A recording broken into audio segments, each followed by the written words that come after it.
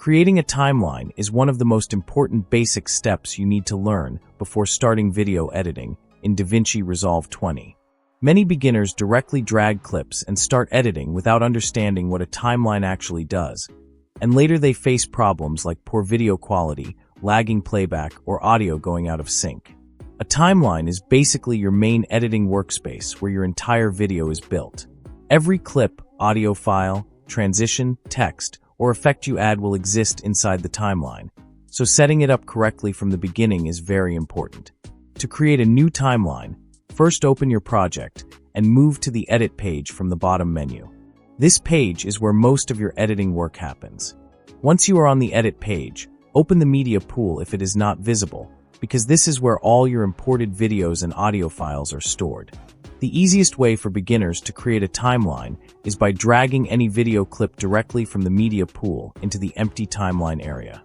As soon as you drop the clip, DaVinci Resolve automatically creates a timeline using the settings of that video, such as resolution and frame rate. This method is simple and useful when you are just starting to learn editing. However, it is also important to understand the professional method of creating a timeline manually. To do this, right-click inside the Media pool and select Create New Timeline. A settings window will appear where you can name your timeline.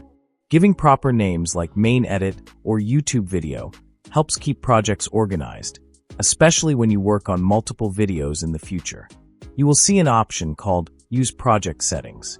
Beginners can keep this enabled so the timeline follows the project's default resolution and frame rate automatically.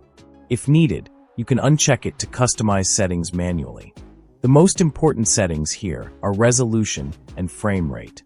For most YouTube videos, 1920 by 1080 resolution and 30 frames per second work perfectly.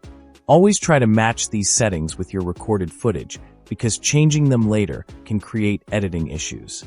After confirming everything, click Create, and your new timeline will appear inside the Media pool. Double-click it to open and start working. Once the timeline is ready, you can drag clips into it and begin arranging your video. You will notice video tracks and audio tracks automatically created. These tracks help you layer multiple clips, music, or sound effects in an organized way.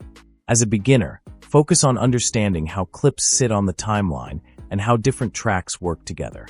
Learning timeline creation properly builds a strong editing foundation. When your timeline is correctly set up, editing becomes smoother, exports look better, and your workflow feels professional. Mastering this basic step ensures that all future editing techniques become easier to learn and apply.